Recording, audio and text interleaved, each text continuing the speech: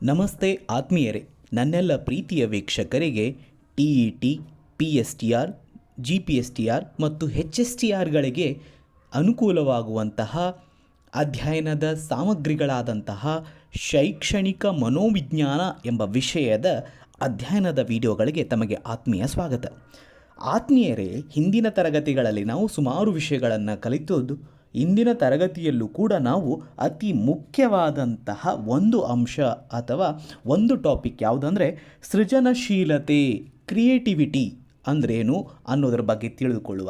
ಇಲ್ಲಿ ನಾವು ಸೃಜನಶೀಲತೆ ಅಂದ್ರೇನು ಮತ್ತು ಸೃಜನಶೀಲತೆಯ ಸ್ವರೂಪ ಮತ್ತು ಲಕ್ಷಣಗಳು, ಸೃಜನಶೀಲ ಮಕ್ಕಳಿಗಾಗಿ ಯಾವ ರೀತಿಯ ಶಿಕ್ಷಣವನ್ನು ನೀಡಬೇಕು ಮತ್ತು ಅವರಲ್ಲಿರುವಂಥ ವರ್ತನಾ ಸಮಸ್ಯೆಗಳು ಅಥವಾ ಅವರು ಎದುರಿಸುವಂಥ ಸಮಸ್ಯೆಗಳೇನು ಮತ್ತು ಸೃಜನಶೀಲತೆ ಮೇಲೆ ಪ್ರಭಾವ ಬೀರುವಂಥ ಅಂಶಗಳು ಯಾವ್ಯಾವು ಮತ್ತು ಕೊನೆಯದಾಗಿ ಸೃಜನಶೀಲತೆಯ ಹಂತಗಳು ಯಾವುವು ಎಂಬುದನ್ನು ಈ ಒಂದು ವಿಡಿಯೋದ ಮೂಲಕ ಸಂಕ್ಷಿಪ್ತವಾಗಿ ಸರಳವಾಗಿ ತಿಳಿಯುವ ಒಂದು ಪ್ರಯತ್ನವನ್ನು ಮಾಡುವ. ಸೊ ಮೊದಲಿಗೆ ನಾವು ಈ ಸೃಜನಶೀಲತೆ ಅಥವಾ ಕ್ರಿಯೇಟಿವಿಟಿ, ಇದನ್ನು ಕ್ರಿಯಾಶೀಲತೆ ಅಂತ ಕೂಡ ಕರೀತಾರೆ. ನಮಗೆಲ್ಲ ಗೊತ್ತಿರೋ ಹಾಗೆ ಒಂದು ರಾಷ್ಟ್ರದ ಸಂಪನ್ಮೂಲಗಳಲ್ಲಿ ಅತಿ ಮುಖ್ಯವಾದದ್ದೇ ಮಾನವ ಸಂಪನ್ಮೂಲ, ಹ್ಯೂಮನ್ ಸೋರ್ಸ್ ತುಂಬ ಇಂಪಾರ್ಟೆಂಟ್ ಅಂತ ಹೇಳ್ತಾರೆ. ಯಾಕೆ ಹೇಳ್ತಾರೆ ಅಂದರೆ, ಮನುಷ್ಯ ತನ್ನ ಕ್ರಿಯೇಟಿವಿಟಿ ಅಥವಾ ತನ್ನಲ್ಲಿರುವ ಸೃಜನಶೀಲತೆಯಿಂದ ಅನೇಕ ಒಂದು ಉಪಕರಣಗಳನ್ನು ಕಂಡುಹಿಡಿದಿರಾಗಿರ್ಬೋದು ಅಥವಾ ಅನೇಕ ಪ್ರಯೋಗಗಳನ್ನು ಅಥವಾ ಅನೇಕ ವಿದ್ಯಮಾನಗಳನ್ನು ಅಥವಾ ಸನ್ನಿವೇಶಗಳನ್ನು ಬದಲಾಯಿಸುವಂಥ ಸಾಮರ್ಥ್ಯವನ್ನು ಹೊಂದಿರ್ತಾನೆ. ಹಾಗಾಗಿ ಇನ್ನು ನಮ್ಮ ದೇಶವನ್ನು ನೋಡೋದಾದರೆ ಅತಿ ಹೆಚ್ಚು ಮಾನವ ಸಂಪನ್ಮೂಲ ಹೊಂದಿರೋದು ನಮ್ಮ ದೇಶ. ಹಾಗಾಗಿ ಇಂತಹ ಒಂದು ಅತಿ ಹೆಚ್ಚು ಮಾನವ ಸಂಪನ್ಮೂಲ ಹೊಂದಿರುವಂಥ ನಮ್ಮ ದೇಶದಲ್ಲಿ ಸೃಜನಶೀಲತೆಗೂ ಕೂಡ ಕಡಿಮೆ ಏನಿಲ್ಲ. ಯಾಕಂದರೆ ದೇಶಕ್ಕೆ ಒಂದು ಕೊಡುಗೆಯನ್ನು ಕೊಟ್ಟಿರುವಂಥ ದೇಶಗಳ ಹೆಸರುಗಳ ಪಟ್ಟಿಯಲ್ಲಿ ನಮ್ಮ ದೇಶ ಅಗ್ರಸ್ಥಾನದಲ್ಲಿರುತ್ತೆ. ಯಾಕಂದರೆ ನಮ್ಮ ದೇಶದಲ್ಲಿ ಹೆಚ್ಚು ಸೃಜನಶೀಲ ವ್ಯಕ್ತಿತ್ವಗಳು ನಮ್ಮವರಾಗಿದ್ದು, ಅವರ ಒಂದು ಸೃಜನಶೀಲತೆಯ ಚಟುವಟಿಕೆ ಅಥವಾ ಪ್ರಯೋಗಗಳಿಂದಾಗಿ ಅನೇಕ ಉಪಯುಕ್ತ ಸಾಧನಗಳಾಗಿರ್ಬೋದು, ಮಾಹಿತಿಗಳು ನಮ್ಮ ಒಂದು ಇಂದಿನ ಸಮಾಜಕ್ಕೆ ಕೊಡುಗೆಯಾಗಿ ಸಿಕ್ಕಿದೆ. ಹಾಗಾದರೆ ಈ ಸೃಜನಶೀಲತೆ ಅಂದ್ರೇನು ಅಂತ ನೋಡೋದಾದರೆ, ಮುಖ್ಯವಾಗಿ ಹೊಸದಾಗಿರುವ ಮತ್ತು ಸೃಷ್ಟಿಕರ್ತನಿಗೆ ಈ ಮೊದಲೇ ಅರಿವಿಲ್ಲದ ಯಾವುದೇ ರೀತಿಯ ಸಂಯೋಜನೆಗಳನ್ನು, ಉತ್ಪನ್ನಗಳನ್ನು ಅಥವಾ ವಿಚಾರಗಳನ್ನು ಸೃಷ್ಟಿಸುವ ವ್ಯಕ್ತಿಯ ಸಾಮರ್ಥ್ಯವೇ ಸೃಜನಶೀಲತೆ. ಇದನ್ನು ಯಾರು ಹೇಳಿದ್ರಪ್ಪ ಅಂದ್ರೆ, ಬ್ರೈಡ್ ಹಾಲ್ ಅನ್ನೋ ಒಬ್ಬ ಮನೋವಿಜ್ಞಾನಿ ಹೇಳಿದರು. ಇವರು ಹೇಳೋ ಪ್ರಕಾರ ಏನಪ್ಪ ಅಂದರೆ, ಸೃಷ್ಟಿಕರ್ತ ಅಂದರೆ ಮುಂಚೆ ಇರುವಂತಹ, ನಾವೆಲ್ಲ ತಿಳ್ಕೊಂಡಾಗೆ ದೇವರು ಸೃಷ್ಟಿಕರ್ತ ಅಂತ ನಾವು ಅಂದ್ಕೊಂಡೆ, ಅವನೇ ಸೃಷ್ಟಿ ಮಾಡಿದ್ದೆಲ್ಲ ಅಂತ ನಾವು ತಿಳ್ಕೊಂಡಿದ್ವಿ. ಆದರೆ ಅವನೂ ಕೂಡ ಗೊತ್ತಿಲ್ಲದಂಥ, ಅವನು ಸೃಷ್ಟಿ ಮಾಡಿಲ್ಲದಂತಹ ಅನೇಕ ಉತ್ಪನ್ನಗಳನ್ನು, ವಿಚಾರಗಳನ್ನು ಸೃಷ್ಟಿಸುವಂಥ ಸಾಮರ್ಥ್ಯವನ್ನೇ ನಾವೇನಂತ ಕರಿತೀವಿ, ಸೃಜನಶೀಲತೆ ಅಂತ ಕರಿತೀವಿ. ಇನ್ನು ಸ್ಪಿನ್ನರ್ ಅವರ ಒಂದು ಹೇಳಿಕೆಯನ್ನು ನೀಡಿದ್ದಾರೆ. ಏನಂದರೆ, ಒಂದು ಸನ್ನಿವೇಶದಲ್ಲಿ ವ್ಯಕ್ತಿಯ ಊಹೆಗಳು ಮತ್ತು ತೀರ್ಮಾನಗಳು ಹೊಸದಾಗಿರುತ್ತದೆ, ಮೌಲಿಕವಾಗಿರುತ್ತವೆ, ಯುಕ್ತವಾಗಿರುತ್ತವೆ ಮತ್ತು ಅಸಾಮಾನ್ಯವಾಗಿರುತ್ತವೆ.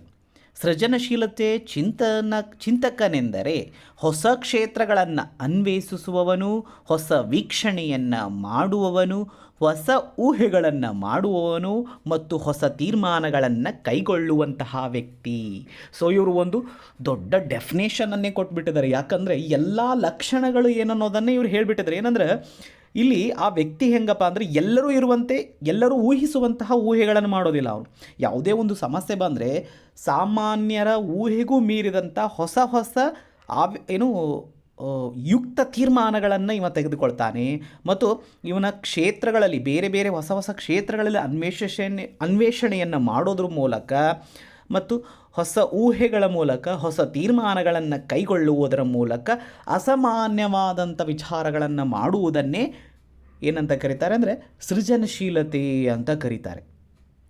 ಇನ್ನು ಆ ಒಂದು ಹೇಳಿಕೆಗಳನ್ನು ಆಧಾರವಾಗಿಟ್ಕೊಂಡು ನಾವು ಸೃಜನಶೀಲತೆಯ ಲಕ್ಷಣಗಳನ್ನು ನೋಡೋದಾದರೆ, ಸೃಜನಶೀಲತೆಯನ್ನು ನಾವು ಒಂದೇ ಎರಡು ಲಕ್ಷಣಗಳ ಮೂಲಕ ಹೇಳೋಕ್ಕಾಗಲ್ಲ. ಅವುಗಳನ್ನು ವಿಭಾಗ ಮಾಡ್ತಾ ಹೋಗ್ಬೋದು. ಹೇಗೆ ದೈಹಿಕವಾಗಿ, ಮಾನಸಿಕವಾಗಿ, ಬೌದ್ಧಿಕವಾಗಿ, ಸಂವೇಗಾತ್ಮಕವಾಗಿ ಯಾವ ರೀತಿಯ ಲಕ್ಷಣಗಳನ್ನು ಹೊಂದಿರ್ತಾರೆ. ನಾನು ಆಗಲೇ ಹೇಳಿದೆ, ಸಾಮಾನ್ಯ ವ್ಯಕ್ತಿಗಳಿಗಿಂತಲೂ ವಿಭಿನ್ನವಾದಂತಹ ಒಂದು ಅಸಾಮಾನ್ಯ ಮನೋಭಾವ ಅಥವಾ ಅಸಾಮಾನ್ಯ ವ್ಯಕ್ತಿತ್ವವನ್ನೇ ಹೊಂದಿರೋರು ಯಾರು? ಸೃಜನಶೀಲರು. ನಾವು ಈ ಸೃಜನಶೀಲರು ಸಂಖ್ಯೆಯನ್ನು ನೋಡೋದಾದರೆ ನಾವು ಹಿಂದಿನ ತರಗತಿಯಲ್ಲಿ ನೋಡಿದ್ವಿ. ಸಾಮಾನ್ಯ ಬುದ್ಧಿಶಕ್ತಿಯನ್ನು ಹೊಂದಿರೋರನ್ನು ನಾವೇನು ಮಾಡ್ತೇವೆ ಹೇಳ್ರಿ? ಅವರನ್ನು ನಾವು ಅತಿ ಹೆಚ್ಚು ಸಂಖ್ಯೆಯಲ್ಲಿ ನಾವು ಕಾಣ್ಬೋದು. ಈ ಮೇಧಾವಿಗಳು ಅಥವಾ ಸೃಜನಶೀಲ ವ್ಯಕ್ತಿಗಳು ಅಥವಾ ಕಡಿಮೆ ಬುದ್ಧಿಶಕ್ತಿಯನ್ನು ಹೊಂದಿರುವಂತಹ ಮಕ್ಕಳ ಸಂಖ್ಯೆಗಳು ಕಡಿಮೆ ಇರುತ್ತೆ. ಹಾಗಾಗಿ ಈ ಟರ್ಮನ್ ಅವರ ಪ್ರಕಾರ ಮೇಧಾವಿಗಳು, ಸೃಜನಶೀಲ ವ್ಯಕ್ತಿಗಳು, ಮೇಧಾವಿಗಳು ಎಲ್ಲ ಒಂದೇ, ಪ್ರತಿಭಾವಂತಾನ್ವಿತ ಮಕ್ಕಳು ಅಂತೂ ಕೂಡ ಅವರನ್ನು ಕರಿತೀವಿ. ಇವರ ಲಕ್ಷಣಗಳೇನು ಅಂತ ನೋಡೋದಾದರೆ ಟರ್ಮನ್ ಅವ್ರು ಏನು ಮಾಡಿದರು? ಮೊದಲಿಗೆ ದೈಹಿಕ ಲಕ್ಷಣಗಳನ್ನು ನೀಡಿದರು. ಏನು ದೈಹಿಕ ಲಕ್ಷಣಗಳು? ದೇಹದ ರಚನೆ ಹೇಗಿರುತ್ತೆ ಅವ್ರದ್ದು? ಉತ್ತಮ ದೇಹ ರಚನೆ ಇರುತ್ತೆ. ಅಂದರೆ ಅವರು ಆಕರ್ಷಕವಾದಂತಹ ಮೈಕಟ್ಟು ಅಥವಾ ಒಂದು ಆರೋಗ್ಯಕರವಾದಂತಹ ದೇಹದಾಢ್ಯತೆಯನ್ನು ಹೊಂದಿರ್ತಾರೆ. ಇನ್ನು ಸ್ನಾಯುಗಳ ಸಮನ್ವಯತೆ. ಏನಪ್ಪ ಸ್ನಾಯುಗಳ ಸಮನ್ವಯತೆ? ನಮಗೆಲ್ಲ ಕೆಲಸ ಮಾಡಲಿಕ್ಕೆ ಏನು ಬೇಕು ಅಂದರೆ ಶಕ್ತಿ ಬೇಕು, ಹೌದಾ? ಆ ಶಕ್ತಿ ಎಲ್ಲಿಂದ ಬರುತ್ತೆ ಅಥವಾ ಆ ಶಕ್ತಿಯನ್ನು ನಾವು ಯಾವ ರೀತಿ ಬಳಸ್ಕೊಳ್ತೀವಿ ಅಂದರೆ ನಮ್ಮಲ್ಲಿರುವಂಥ ಶಕ್ತಿಯನ್ನು ಸ್ನಾಯು ಶಕ್ತಿಯ ಮೂಲಕ ನಮ್ಮ ದಿನನಿತ್ಯದ ಕೆಲಸಗಳನ್ನು ಮಾಡ್ತೀವಿ, ಹೌದಾ? ಸ್ನಾಯುಗಳಿಲ್ಲದೆ ಇದ್ದಿದ್ದರೆ ನಮಗೆ ಏನು ಕೈ ಎತ್ತಲಿಕ್ಕೂ ಕೂಡ ಆಗ್ತಾ ಇರಲಿಲ್ಲ. ಸ್ನಾಯುಗಳ ಸಹಾಯದಿಂದ ನಾವೇನು ಮಾಡ್ತೀವಿ ಅಂದರೆ ಕೈ ಎತ್ತೋದು ಅದೆಲ್ಲ, ಯಾಕಂದರೆ ನಮ್ಮ ಸ್ನಾಯುಗಳೇ ಬೇಕು. ಇವನ್ ನಮ್ಮ ಹೃದಯ ಬಡ್ಕೊಳ್ಳೋದು ಕೂಡ ಸ್ನಾಯುಗಳಿಂದ. ಯಾಕಂದರೆ ಐಚ್ಛಿಕ ಮತ್ತು ಅನೈಚ್ಛಿಕ ಸ್ನಾಯುಗಳು ಅಂತ ನಾವು ವಿಜ್ಞಾನದಲ್ಲಿ ನೋಡ್ತೇವಲ್ಲ. ಸೊ ಸ್ನಾಯುಗಳ ಬಲ ಅಥವಾ ಸ್ನಾಯುಗಳಿಂದಲೇ ನಮ್ಮ ದಿನನಿತ್ಯದ ಒಂದು ಜೀವನದ ಕಾರ್ಯಗಳು ಅಥವಾ ದೇಹದ ಕಾರ್ಯಗಳು ನಡೀತಾ ಇರೋದ್ರಿಂದ ಅವುಗಳ ಸಮನ್ವಯತೆ ಒಂದು ಉತ್ತಮವಾಗಿರುತ್ತೆ. ಏನಿದು ಸಮನ್ವಯತೆ ಅಂದರೆ ಏನಪ್ಪ ಅಂದರೆ ಕೋಆರ್ಡಿನೇಷನ್. ನಮ್ಮ ಮೆದುಳಿಗೂ ಮತ್ತು ನಮ್ಮ ಸ್ನಾಯುಗೂ, ಈಗ ಯಾವುದೇ ಒಂದು ಬೆಂಕಿ ಇರುವಂತಹ ಪ್ರದೇಶ ಕೈಗೆ ಹತ್ತಿರ ಬಂದ ತಕ್ಷಣ ನಾವು ಕೈಯನ್ನು ತಗೊಂಡ್ಬಿಡ್ತೀವಿ. ಇದು ನಮ್ಮ ಮೆದುಳಿಗೂ ಮತ್ತು ನಮ್ಮ ಕೈಗಿರುವಂಥ ಕೋಆರ್ಡಿನೇಷನ್. ಈ ಕೋಆರ್ಡಿನೇಷನ್ ಅಥವಾ ಸಮನ್ವಯತೆ ಸರಿಯಾಗಿಲ್ಲಪ್ಪ ಅಂದರೆ ಏನಾಗುತ್ತೆ ಹೇಳ್ರಿ? ಆ ವ್ಯಕ್ತಿ ಆ ಬೆಂಕಿಯಲ್ಲಿ ಕೈಯನ್ನು ಸುಟ್ಕೊಂಡ್ಬಿಡ್ತಾನೆ. ಸೊ ಹೀಗೆ ನಮ್ಮ ದೇಹದಲ್ಲಿರುವಂಥ ಎಲ್ಲ ಸಮನ್ವಯತೆಗಳು, ಅಂದರೆ ಅವನು ಓಡಬೇಕಾದ್ರೆ ತನ್ನ ಮೆದುಳಿನಿಂದ ಕಾಲಿಗೆ ಏನು ಮಾಡ್ತಾನೆ ಅಂದರೆ ಒಂದು ಮೆಸೇಜನ್ನು ಕಳಿಸ್ತಾನೆ, ನಾನು ಸ್ಪೀಡಾಗಿ ಓಡಬೇಕು ಅಂತ. ಸೊ ಆವಾಗ ಆ ಕಾಲು ಏನಾಗುತ್ತೆ ಅಂದರೆ ಕಾಲುಗಳಲ್ಲಿರುವ ಸ್ನಾಯುಗಳು ಹೆಚ್ಚು ಶಕ್ತಿಯನ್ನು ಹೊರಹಾಕಿ ಓಡ್ಲಿಕ್ಕೆ ಸಹಾಯ ಮಾಡುತ್ತೆ. ಹೀಗೆ ಸ್ನಾಯುಗಳು ಏನು ಮಾಡುತ್ತೆ ಅಂದರೆ ಒಂದು ಸಮನ್ವಯತೆ, ಮೆದುಳು ಮತ್ತು ಸ್ನಾಯುಗಳ ನಡುವೆ ಉತ್ತಮವಾದಂಥ ಸಮನ್ವಯತೆ ಯಾರಿಗಿರುತ್ತೆ? ಸೃಜನಶೀಲ ಮಕ್ಕಳಲ್ಲಿರುತ್ತೆ. ಇನ್ನು ತೀಕ್ಷ್ಣತೆ ಮತ್ತು ತತ್ಕ್ಷಣದ ಪ್ರತಿಕ್ರಿಯೆ, ಈಗಾಗಲೇ ಹೇಳಿದೆ ನಾನು, ಉತ್ತಮ ಆರೋಗ್ಯಕರವಾದ ದೇಹ ಮತ್ತು ಸಮನ್ವಯವಾದಂಥ ಸ್ನಾಯುಗಳಿದ್ದರೆ ಆಬ್ವಿಯಸ್ಲಿ ಏನಾಗುತ್ತೆ ಅಂದರೆ ಯಾವುದೇ ಒಂದು ಕ್ರಿಯೆ ಆದಾಗ ತತ್ಕ್ಷಣ ರಿಯಾಕ್ಟ್ ಮಾಡ್ತಾರೆ. ನೀವು ಏನೇ ಹೇಳಿದರೂ ಕೂಡ ತಕ್ಷಣ ಅದಕ್ಕೆ ಉತ್ತರಿಸೋದಾಗಿರ್ಬೋದು, ತಕ್ಷಣ ಅದು ಆ ಕ್ರಿಯೆಯನ್ನು ಮಾಡೋದಾಗಿರ್ಬೋದು, ಮತ್ತು ತೀಕ್ಷ್ಣವಾಗಿ ಅಂದರೆ ಬೇಗನೆ ನಿಖರವಾಗಿ ಮತ್ತು ತೀಕ್ಷ್ಣವಾಗಿ ಆ ಒಂದು ಕಾರ್ಯವನ್ನು ಯಾರು ಮಾಡ್ತಾರೆ? ಸೃಜನಶೀಲ ಮಕ್ಕಳು. ನೋಡ್ರಿ, ಸ್ನಾಯುಗಳಲ್ಲಿ ಉತ್ತಮ ಸಮನ್ವಯತೆ ಇರುತ್ತೆ, ತೀಕ್ಷ್ಣತೆ ಇರುತ್ತೆ, ತತ್ಕ್ಷಣ ಪ್ರತಿಕ್ರಿಯೆ ಇರುತ್ತೆ, ಉತ್ತಮ ದೇಹದಾಢ್ಯತೆ ಇರುತ್ತೆ. ಹೀಗೆ ಒಂದು ದೈಹಿಕ ಲಕ್ಷಣವನ್ನು ಈ ಸೃಜನಶೀಲ ಮಕ್ಕಳು ಹೊಂದಿರ್ತಾರೆ. ಇನ್ನು ಚಿಕ್ಕ ವಯಸ್ಸಿನಲ್ಲಿ ಇವರನ್ನು ಏನು ಮಾಡ್ತಾರೆ ಅಂದರೆ ಶಾಲೆಗೆ ಸೇರಿಸೋದನ್ನು ನಾವು ನೋಡಬಹುದು. ಯಾಕೆಂದರೆ ಇವರಲ್ಲಿ ಉತ್ತಮವಾದಂಥ ದೇಹದ ರಚನೆ ಇರುತ್ತೆ. ಯಾಕಂದರೆ ನೋಡೋಕೆ ಮಕ್ಕಳು ಹೆಂಗಿರ್ತಾರೆ ಅಂದರೆ ಎತ್ತರವಾಗಿ ಮತ್ತು ಸಾಮಾನ್ಯ ಮಕ್ಕಳಿಗಿಂತ ವಿಭಿನ್ನವಾದಂಥ ದೇಹ ಇರೋದ್ರಿಂದ ಮಗು ದೊಡ್ಡವನಾಗಿ ಕಂಡಿರೋದ್ರಿಂದ ಆ ಮಗುವನ್ನು ಬೇಗ ಶಾಲೆಗೆ ಸೇರಿಸುವಂಥ ಒಂದು ಸನ್ನಿವೇಶವನ್ನು ನಾವು ಕೂಡ ನೋಡಬಹುದು. ಇನ್ನು ಎರಡನೇದು ಬೌದ್ಧಿಕ ಲಕ್ಷಣ. ನೋಡ್ರಿ, ಭೌತಿಕ ಮತ್ತು ಬೌದ್ಧಿಕ ಎರಡು ವ್ಯತ್ಯಾಸ ಇದೆ. ಭೌತಿಕವಾಗಿ ಹೊರಗಡೆ ಕಾಣಿಸುವಂಥದ್ದು ಬೆಳವಣಿಗೆ ಮತ್ತು ವಿಕಾಸ. ಹೇಗೆ ವ್ಯತ್ಯಾಸ? ವಿಕಾಸ ಅನ್ನೋದು ಗುಣಾತ್ಮಕವಾದಂಥ ಬದಲಾವಣೆ ಅಂತ ಹೇಳಿದ್ದೀನಿ. ಗುಣಾತ್ಮಕ ಅಂದರೆ ಒಳಗಡೆ ಇರೋದು. ಹಾಗಾಗಿ ಭೌತಿಕವಾಗಿ ಆ ವ್ಯಕ್ತಿ ಸದೃಢವಾದಂಥ ಕಾಯವನ್ನು ಹೊಂದಿದ್ರೂ ಕೂಡ ಬೌದ್ಧಿಕವಾಗಿ ಆ ಮಗು ಕುಂಠಿತವಾಗಿದ್ದರೆ ಅವನನ್ನು ನಾವು ಸೃಜನಾತ್ಮಕ ಮಗು ಅಥವಾ ಉತ್ತಮ ಮಗು ಅಥವಾ ಪ್ರತಿಭಾನ್ವಂತ ಮೇಧಾವಿ ಮಗು ಅಂತ ಹೇಳಲಿಕ್ಕೆ ಸಾಧ್ಯ ಇಲ್ಲ. ಹಾಗಾಗಿ ದೇಹದ ಜೊತೆಗೆ ಅವನ ಬೌದ್ಧಿಕ ಲಕ್ಷಣಗಳು ಕೂಡ ಇಂಪಾರ್ಟೆಂಟ್. ಏನಪ್ಪ ಬೌದ್ಧಿಕ ಲಕ್ಷಣಗಳು? ಇಲ್ಲಿ ಭೌತಿಕವಾಗಿ ಮಗು ಹೇಗಿರುತ್ತೆ ಅಂದರೆ ಕಲಿಯುವಂಥ ಸಂದರ್ಭದಲ್ಲಿ ವೇಗವಾಗಿ ಕಲಿಯುವಂತಹ ಮತ್ತು ವೇಗವಾಗಿ ಗ್ರಹಿಸುವಂಥ ಸಾಮರ್ಥ್ಯವನ್ನು ಹೊಂದಿರ್ತಾರೆ. ಸಾಮಾನ್ಯ ಮಕ್ಕಳಿಗೆ ಕಂಪೇರ್ ಮಾಡಿದರೆ ಆ ಮಗು ಯಾವುದೇ ಒಂದು ವಿಷಯ ಆಗಿರ್ಬೋದು, ಯಾವುದೇ ಒಂದು ಲೆಕ್ಕ ಬಿಡಿಸೋದು, ಯಾವುದೇ ಒಂದು ಸಮಸ್ಯೆಯನ್ನು ಪರಿಹಾರ ಮಾಡೋದು, ಯಾವುದೇ ಒಂದು ಕಲೆಗಳನ್ನು ಅಥವಾ ಕಲೆಯಲ್ಲಿರುವಂಥ ಈಗ ಸಂಗೀತದಲ್ಲಿರುವಂತಹ ವಿದ್ವತ್ತನ್ನು ಹೊಂದುವಂಥದ್ದಾಗಿರ್ಬೋದು, ಇದೆಲ್ಲವನ್ನು ಆ ಮಗು ಬೇಗ ಕಲ್ತ್ಬಿಡುತ್ತೆ ಮತ್ತು ಬೇಗ ಗ್ರಹಿಸುತ್ತೆ. ಯಾವುದೇ ಒಂದು ಟಾಪಿಕನ್ನು ನಾವು ಹೇಳುವಾಗ ಸಾಮಾನ್ಯ ಮಕ್ಕಳು ಏನು ಮಾಡ್ತಾರೆ ಅಂದರೆ ಪದೇ ಪದೇ ಅದನ್ನು ರಿವಿಷನ್ ಮಾಡಿಕೊಳ್ಳೋ ಮೂಲಕ ಅಥವಾ ಅದನ್ನು ಪದೇ ಪದೇ ಪ್ರಶ್ನೆ ಕೇಳಿ ಅದನ್ನು ಪರಿಹಾರ ಮಾಡಿಕೊಳ್ಳುವ ಮೂಲಕ ಅರ್ಥ ಮಾಡ್ಕೊಳ್ತಾರೆ. ಆದರೆ ಸೃಜನಶೀಲ ಮಕ್ಕಳು ಹಾಗಲ್ಲ. ನಾವು ಹೇಳಿದ ತಕ್ಷಣ ಆ ಟಾಪಿಕ್ ಏನು ಅನ್ನೋದನ್ನು ತೀಕ್ಷ್ಣವಾಗಿ ಮತ್ತು ಸಮಗ್ರವಾಗಿ ಅರ್ಥೈಸಿಕೊಳ್ಳುವಂಥ ಸಾಮರ್ಥ್ಯವನ್ನು ಹೊಂದಿರ್ತಾರೆ. ಇನ್ನು ಹೆಚ್ಚಿನ ಪದ ಸಂಪತ್ತನ್ನು ಹೊಂದಿರ್ತಾರೆ. ಇದು ಮುಖ್ಯವಾಗಿ ಆ ಮಕ್ಕಳು ಹೆಚ್ಚು ಗ್ರಹಿಕೆ ಮತ್ತು ಸಾಮರ್ಥ್ಯ ಮತ್ತು ಬೇಗ ಕಲಿಯುವ ಸಾಮರ್ಥ್ಯ ಇರೋದರಿಂದ ಎಲ್ಲ ವಿಷಯಗಳನ್ನು ಬೇಗ ಬೇಗ ಅರ್ಥ ಮಾಡಿಕೊಂಡು ಎಷ್ಟೊಂದು ಶಬ್ದಗಳನ್ನು ತಮ್ಮ ಮನಸ್ಸಿನ ಆಳದಲ್ಲಿ ಮೂಡಿಸ್ಕೊಂಡಿರೋದ್ರಿಂದ ಅವರಲ್ಲಿ ಹೆಚ್ಚಿನ ಪದ ಸಂಪತ್ತಿದ್ದು ಅವರು ಹೆಚ್ಚು ಮಾತನಾಡ್ತಾರೆ ಮತ್ತು ಮಾತನಾಡ್ತಾರೆ ಅನ್ನೋಕ್ಕಿಂತ ಹೆಚ್ಚು ಕ್ರಿಯೇಟಿವ್ ಆಗಿ ಅವರ ವಿಷಯ ಮಂಡನೆ ಆಗಿರ್ಬೋದು, ಅವ್ರ ತಮ್ಮ ಮಾತಿನ ಸ್ಪಷ್ಟತೆ ಆಗಿರ್ಬೋದು, ಇದೆಲ್ಲವನ್ನು ನಾವು ಕಾಣ್ಬೋದು. ಇನ್ನು ಉತ್ತಮ ಅವಧಾನ ಅಂದರೆ ಒಂದು ವಿಷಯದಲ್ಲಿ ನಾವು ಗಮನವನ್ನು ಕೇಂದ್ರೀಕರಿಸೋದನ್ನೇ ಅವಧಾನ ಅಂತ ಕರಿತೀವಿ. ಅಂದರೆ ಬಹಳ ಹೊತ್ತಿನವರೆಗೆ ಒಂದು ವಿಷಯದಲ್ಲಿ ನಾವು ಬಹಳ ಹೊತ್ತಿನವರೆಗೆ ನಮ್ಮ ಗಮನವನ್ನು ಕೇಂದ್ರೀಕರಿಸೋದಕ್ಕೆ ನಾವು ಅವಧಾನ ಅಂತ ಕರಿತೀವಿ. ಅದು ಎಲ್ಲ ಮಕ್ಕಳುಗಳಿಗಿಂತ ಸೃಜನಶೀಲ ಮಕ್ಕಳಲ್ಲಿ ಹೆಚ್ಚಿರುತ್ತೆ.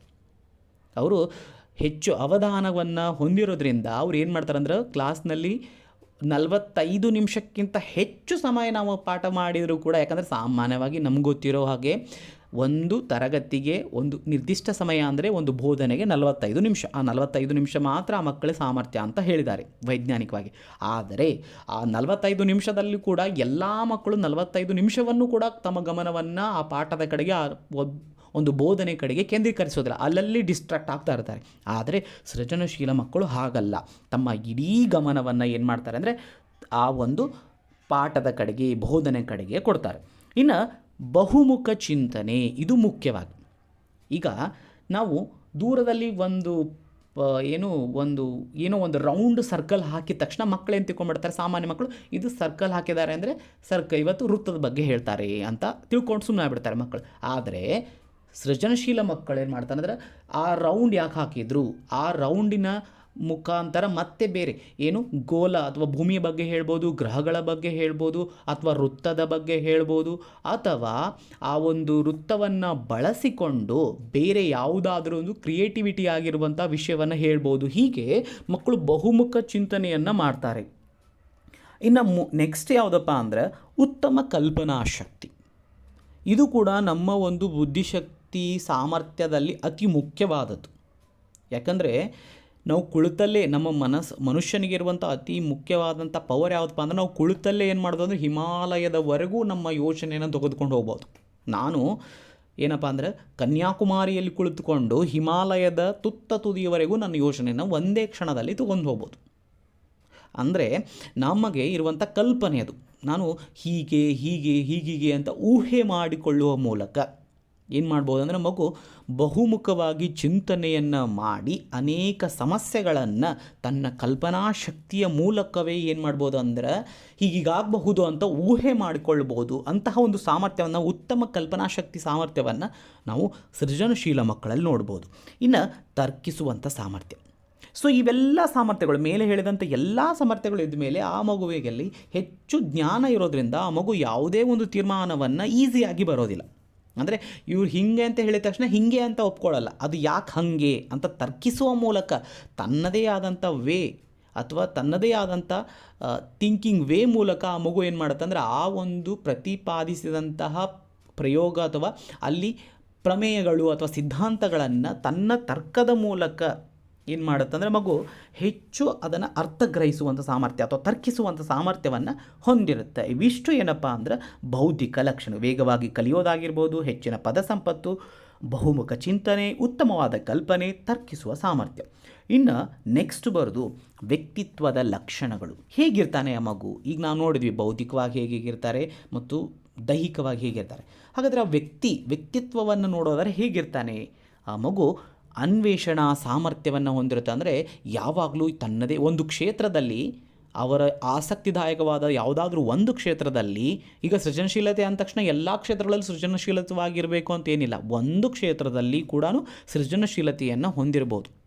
ಈಗ ಸಂಗೀತದಲ್ಲಿ ಸೃಜನಶೀಲತೆ ಇರ್ಬೋದು, ಅಥವಾ ಪ್ರಯೋಗಗಳಲ್ಲಿ ಸೃಜನಶೀಲತೆ ಇರ್ಬೋದು, ಹೀಗೆ ಬೇರೆ ಬೇರೆ ಕ್ಷೇತ್ರಗಳಲ್ಲೂ ಕೂಡ ತನ್ನದೇ ಆದಂತಹ ಸೃಜನಶೀಲತೆಯನ್ನು ಹೊಂದಿರ್ಬೋದು. ಫಾರ್ ಎಕ್ಸಾಂಪಲ್, ಇವಾಗ ಐನ್ಸ್ಟೀನನ್ನು ತಗೊಳ್ಳೋದಾದರೆ, ಐನ್ಸ್ಟೀನ್ ಬಲ್ಬನ್ನು ಕಂಡು ಹಿಡಿದ್ರಲ್ಲ, ಸೊ ಆ ಐನ್ಸ್ಟೀನ್ ಅವರು ಮೊದಲು ಶಾಲೆಗಳಲ್ಲಿ ಏನಿದ್ರಪ್ಪ ಅಂದ್ರೆ ದಡ್ಡರಾಗಿದ್ದರು. ಅದೆಲ್ಲ ನಮ್ಗೆ ಗೊತ್ತಿರೋ ಹಾಗೆ, ಯಾಕಂದರೆ ಅವನು ತುಂಬ ದಡ್ಡವಾಗಿರುವಂಥ ಮಂಕಾಗಿರುವಂಥ ಹುಡುಗ ಅಂತ ಅವರ ಶಾಲೆಯಿಂದ ಹೊರಹಾಕಿದ್ದು ಉಂಟು. ಸೊ ಅಂತಹ ಮಗು ತನ್ನ ಭೌತ ಕ್ಷೇತ್ರದಲ್ಲಿ ಹೆಚ್ಚು ಪ್ರಯೋಗಗಳನ್ನು ಮಾಡುವ ಮೂಲಕ ತನ್ನದೇ ಆದಂಥ ಕೊಡುಗೆಗಳನ್ನು ನೀಡಿ ಒಬ್ಬ ಮಹಾನ್ ವ್ಯಕ್ತಿ ಅಥವಾ ವಿಜ್ಞಾನಿ ಅನಿಸಿಕೊಂಡ. ಸೊ ಹೀಗೆ ಎಲ್ಲ ಕ್ಷೇತ್ರಗಳಲ್ಲೂ ಕೂಡ ಆ ವ್ಯಕ್ತಿ ಸೃಜನಶೀಲತನಾಗಿರಬೇಕಂತೇನಿಲ್ಲ. ಯಾವುದೇ ಒಂದು ಕ್ಷೇತ್ರದಲ್ಲೂ ಕೂಡ ಆ ವ್ಯಕ್ತಿ ತನ್ನ ಅನ್ವೇಷಣೆಯನ್ನು ಮಾಡುವ ಮೂಲಕ, ಪ್ರಯೋಗಗಳನ್ನು ಮಾಡುವ ಮೂಲಕ ತನ್ನ ಸೃಜನಶೀಲತೆಯನ್ನು ಹೊರಹಾಕಬಹುದು. ಮತ್ತು ಇನ್ನೊಂದು, ಪ್ರಶ್ನಿಸುವಂತಹ, ನಾನು ಆಗಲೇ ಹೇಳಿದೆ, ತರ್ಕಿಸುವಂಥ ಸಾಮರ್ಥ್ಯವನ್ನು ಹೇಳುವಾಗಲೇ ಹೇಳಿದೆ, ಏನಂದರೆ ಯಾವುದೇ ಒಂದು ವಿಚಾರವನ್ನು ಈಸಿಯಾಗಿ ಒಪ್ಕೊಳ್ಳಲ್ಲ. ಯಾಕೆ ಹಾಗೆ, ಏಕೆ, ಏನು, ಹೇಗೆ, ಎಲ್ಲಿ, ಯಾವಾಗ, ಇದೆಲ್ಲ ಪ್ರಶ್ನೆಗಳನ್ನು ಕೇಳುವ ಮೂಲಕ ತಮ್ಮ ಒಂದು ವಿಚಾರಗಳನ್ನು ತರ್ಕಸಮ್ಮತವಾಗಿ ಮಾಡಿಕೊಳ್ಳುವುದರ ಮೂಲಕ ಒಂದು ವಿಚಾರವನ್ನು ನಂಬ್ತಾರೆ. ಇನ್ನು ಸ್ವಯಂ ಪ್ರೇರಿತ ಅಭ್ಯಾಸ, ಇದು ಮುಖ್ಯವಾದದ್ದು. ನಾವು ಸಾಮಾನ್ಯ ಮಕ್ಕಳಿಗೆ ಏನು ಮಾಡ್ಬೋದು ಅಂದರೆ ಓದು ಓದು ಓದು ಅಂತ ಹೇಳಬೇಕು, ಅಥವಾ ವಿದ್ಯಾಭ್ಯಾಸ ಮಾಡು, ಪಾಠವನ್ನು ಲಕ್ಷ್ಯ ಕೊಟ್ಟು ಕೇಳು, ಹೀಗೆಲ್ಲ ಹೇಳಬೇಕು. ಆದರೆ ಸೃಜನಶೀಲ ಮಕ್ಕಳು ಹಾಗಲ್ಲ. ತಮ್ಮಷ್ಟಕ್ಕೆ ತಾವೇ ಏನು ಮಾಡ್ತಾರೆ ಅಂದರೆ ತಮ್ಮ ಒಂದು ಹೋಮ್ವರ್ಕನ್ನು ಬಿಡಿಸಿಟ್ಬಿಡೋದಾಗಿದ್ದು, ಓದ್ಕೊಳ್ಳೋದಾಗಿದ್ದು, ತರಗತಿಯಲ್ಲಿ ಸರ್ ಬರದೇ ಇದ್ದರೂ ಕೂಡ ತಾನೇ ಸುಮ್ಮನೆ ಒಂದು ಪಕ್ಕದಲ್ಲಿ ಕುಳಿತುಕೊಂಡು ತನ್ನ ಮುಂದಿನ ಪಾಠದ ಬಗ್ಗೆ ಓದ್ಕೊಳ್ಳೋದಾಗಿರ್ಬೋದು, ಅಥವಾ ಆಗಿರುವ ಪಾಠದ ಬಗ್ಗೆ ರಿವಿಷನ್ ಮಾಡ್ಕೊಳ್ಳೋದಾಗಿರ್ಬೋದು. ಹೀಗೆ ಸ್ವಪ್ರೇರಿತವಾಗಿ ಅಭ್ಯಾಸವನ್ನು ಮಾಡಿರ್ತಾರೆ.